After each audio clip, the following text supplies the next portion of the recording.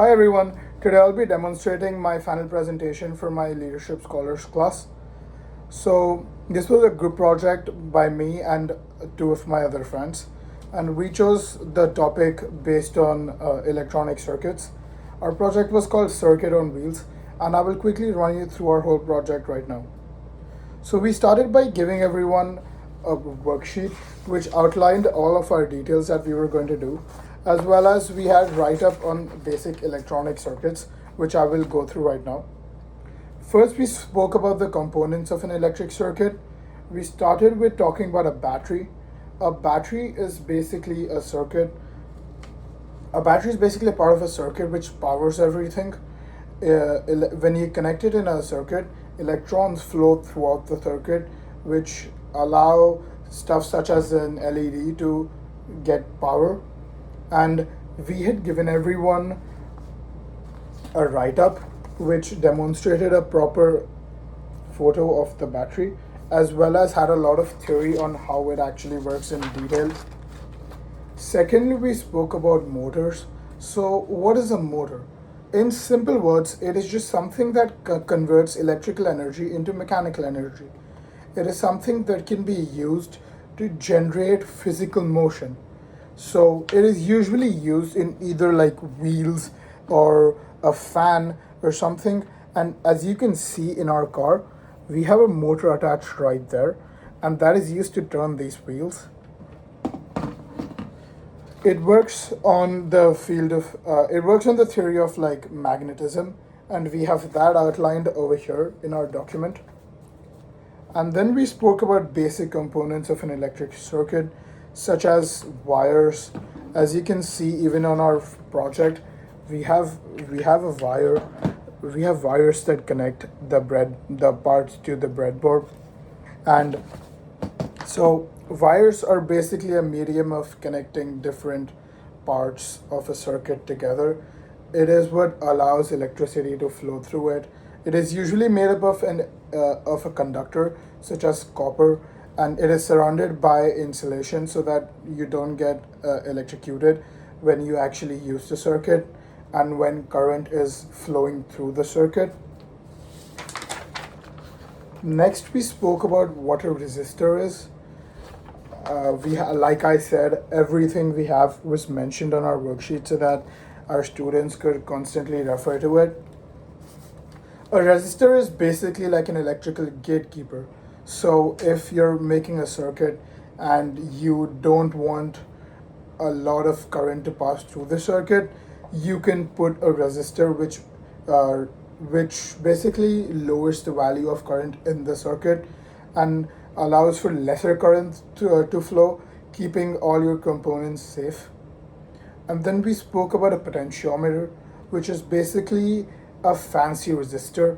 It is also known as a variable resistance, which, as the name suggests, is just a resistor whose values for resistance you can actually change according to your wish. In common terms, it's also known as a rheostat sometimes. It can You can think of it as like a radio knob which can be used to switch to different frequencies, and this can be used to change the different resistances in the circuit, providing certain amount of current to flow through it or not. And then we spoke about what an LED is. An LED is basically just a source of light. It is connected in a circuit, and mostly it is an indicator of whether your circuit is working properly or not, if there are any open points, or if some connections are not made properly. We also then spoke about how there are different ways of connecting circuits and resistances. And to give you like a quick walkthrough, I'm going to pull out some drawings on my iPad. So we first spoke about how there are two connections. First one is known as the series connections of resistors, which would mean that all the resistors are connected in a line like that. And that is a symbol for resistance. So that's 1, 2, and 3 resistors. In this, when you calculate the overall resistance, it's just the sum of all the individual resistances, which would just mean it is R1 plus R2 plus R3. While we were presenting this in class, we had all of it outlined on a whiteboard, but since I don't have access to that right now, I'm just going to show it to you on my iPad. Then we spoke about parallel connections, which is, well, as the name suggests, resistance is connected in like a parallel circuit. Just one sec, I'll draw it out. So this is basically like a parallel connection of resistors in which you have three roots of resistances, and all of it are basically different resistors, and the more resistors you add, the lower resistance you get. Since the formula for this is that when you take the value of 1 by the resistance, it would be the sum of all the individual resistances, like that. Don't mind my handwriting. So since the resistance is inversely proportional, the more resistors you put, the lesser equivalent resistance you have. So this is basically the overview of series and parallel resistors. And this we also explained how would affect actual real life connections. So let's do like a quick real life application of this. Say I have three light bulbs, and I suppose I have three light bulbs, right? And if I connect them in series, what happens is if even the first one stops working, the ones after that do not work, since current has only one path to go through, which means that since the first one stops working, the circuit breaks there. But if I connect the same thing in parallel, I'll have three different lamps, and the circuit gets equally, the current gets equally divided between all three of them. And if even if one stops working, the other two still work. So that is something that we use commonly in our households, where if we have stuff such as the lights and everything connected, it will all be connected in a parallel connection, so that even if one is affected, the others still continue to work. That's just a real life application of series and parallel connections. We have a nice diagram demonstrating what I just said. And now we're going to talk about our practical demo.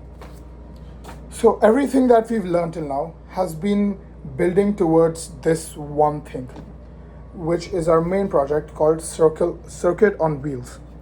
So everything you'd actually need for this is, well, two motors or four, depending on how many wheels you want in your car. You can have, you'll need wheels to connect the motors to. You can have a simple breadboard to which you connect the different wires. And as you can see, these two and those two are wires that connect to the individual motors. And these wires are kept to complete the circuit. This is a connector through which we actually connect the 9-volt battery, which powers the whole circuit. And that's an overview of everything you'd need for this. Even if you don't have this fixture of plastic which shapes it as a car, you can build something up through like hard cardboard or scrap pieces of wood or something that you have lying at home, which would be pretty cool since you get to build it yourself. If not, these are readily available online as kits too. So as you can see, I have a circuit already made. Now, when I connect the battery to it, you can see that the wheels start moving. And as soon as I remove it, the circuit opens, and there's no current flowing through all of this. Another demonstration that we did was we asked our students, and you guys can go ahead and do this too. You can move the wires around, and you can add resistance values to this and try how you'd connect them in series and parallel and see how that affects your working of the motors. I'm just going to give you a spoiler. If they're connected in series, all of them are going to add up resistance, and that's going to increase the resistance. And at one point, your resistance will be so high that no actual current would be able to flow through this, and the resistor will start to get really hot, which is not a recommended state to be in. Whereas if you use parallel connection of resistors, you can have a bunch of resistors connected in parallel, and the more resistors you increase, the lesser equivalent resistance there is. So you'd be able to see from a point where your wheels aren't moving to where you add more resistors in parallel, you see them slowly starting to move, and then they'll start going faster. Since the more current is flowing through the circuit, that's why the wheels can move faster. So that was an overview of what we did in class. And then we just ended with a quick pop quiz about all the basic topics that we understood. So if you guys want to try, can you tell me what a motor does? Yes, it converts electrical energy into mechanical energy. And that is it for today. Thank you guys. I hope you all enjoyed.